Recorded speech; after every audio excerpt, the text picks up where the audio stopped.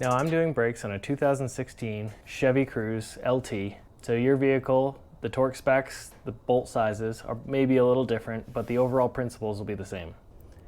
To do this job, you need a fairly basic set of tools.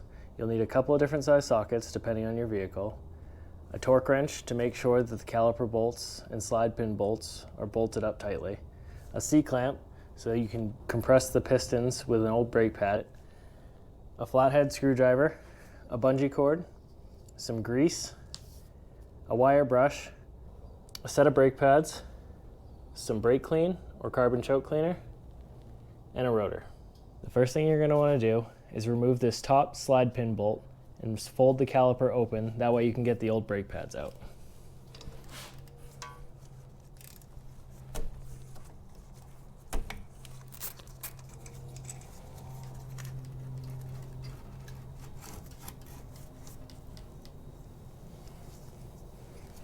Once the caliper is opened up, you'll notice that there's two metal wires. These act as springs in order to force the brake pads apart when you release the brakes. That way they're not constantly dragging on the rotors. You're going to want to make sure to note the orientation. That way you can put them back in the proper spots. Once those springs are removed, you should be able to remove the old brake pads. On this inner brake pad, there's going to be a little metal tab. This is a wear indicator. Once your brake pads are too low, this will start rubbing on the rotor and making a very awful squeaking noise, which is probably why you're replacing these to begin with. After you get the old brake pads out, fold the caliper back up and insert the slide pin bolt. That way you can remove the caliper bracket. So these smaller bolts are the slide pin bolts. This is what the caliper floats on. These larger bolts right here, and there's going to be one on the bottom here. These are your caliper bracket bolts. This is what's going to have to come off next. That way we can remove the rotor. In my case, these bolts are a 21 and they're torqued to 111 foot-pounds.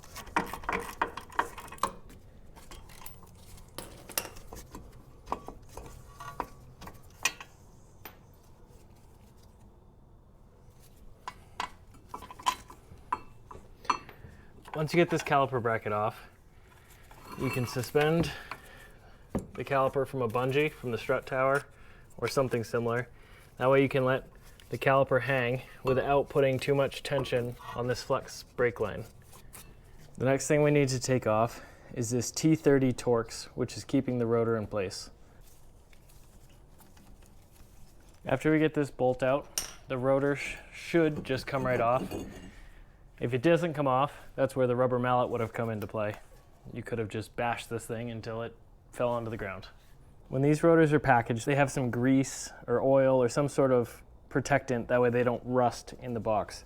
So before we install these, we're going to want to make sure that we spray it off with some brake clean.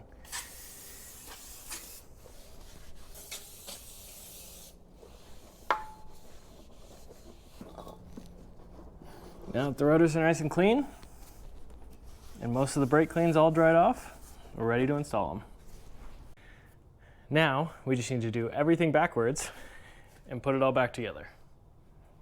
So, what you're going to want to do is you're going to want to line up this extra hole in the rotor with the hole for the torque screw in the wheel hub. Make sure the rotor's nice and seated. If it's not, you can take the wire brush and clean any rust off, or even some emery paper or emery cloth if it's really bad. Then we're going to reinstall this T30 torque screw to hold the rotor on. In my vehicle, this is torqued to 80 inch-pounds, but I don't have an inch-pound torque wrench, so I'm just going to snug it up. After that's all tight, we can take the bungee off of this caliper, grab one of these 21mm bolts, and reinstall the caliper bracket.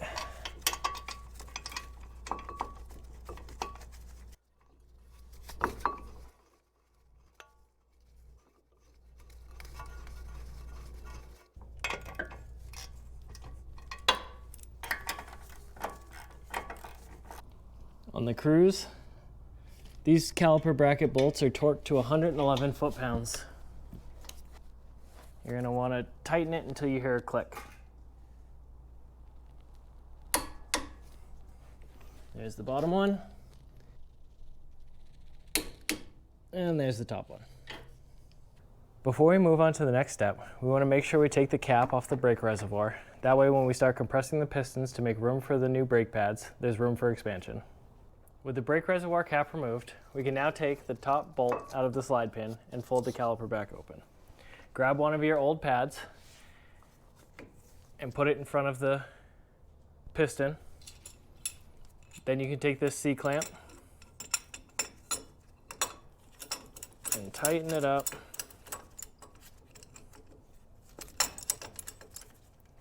And it'll slowly push this piston back into the housing.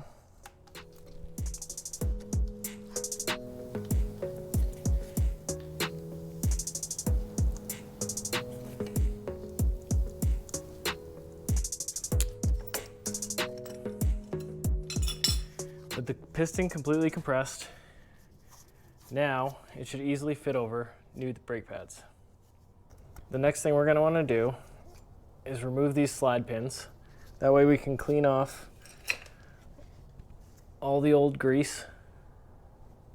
Once we got everything cleaned off, we can take new grease and lube it up. That way these calipers will slide nice and easy. That way we don't have any stuck calipers, we're not wearing through brake pads prematurely, and everybody's happy. Now that everything's compressed and greased and tight, we can take these metal brackets off. Some of them come off easy, others you have to pry a little bit. Once you have all the surfaces on the caliper bracket nice and clean, we can reinstall the new metal clips that should have come with the brake pads. With the new metal plates installed, we can now install the new brake pads. Remember, the one with the wear indicator is going to go on the inside. You can also pay attention to the shape and curve of the brake pads. It should match the rotor.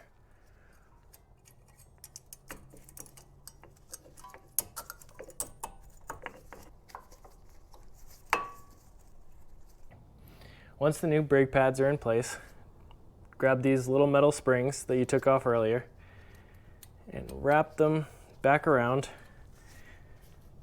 in the same position they were before. Again, this is what's going to push these brake pads apart after this piston compresses them. Once you get those clips installed and everything's back together, with this piston compressed, this should give you enough clearance to go over the new brake pads, and you can get this top bolt and the slide pin reinstalled. Double check for your specific vehicle, but my slide pin bolts are 27 foot-pounds.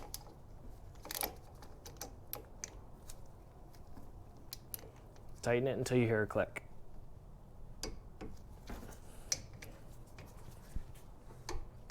And with those torqued, make sure the caliper slides back and forth freely and it's not binding on those guide pins. Everything else should spin freely, and all that's left to do is put the tire on.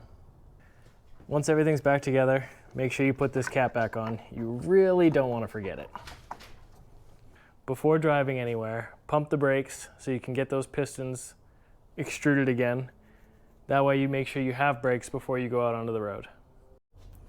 As you can see, brakes are not nearly as scary as they look. It's an easy project that you can do at home with basic tools, and it'll save you a ton of money. I bought the rotors and pads, probably cost only $175 for this car. A shop would have easily cost me $350, $400. If you found this video helpful, consider subscribing and leaving a like down below. If you have any other how-tos you'd like to see, comment them down below and maybe we'll do them in a future video. Thanks for watching.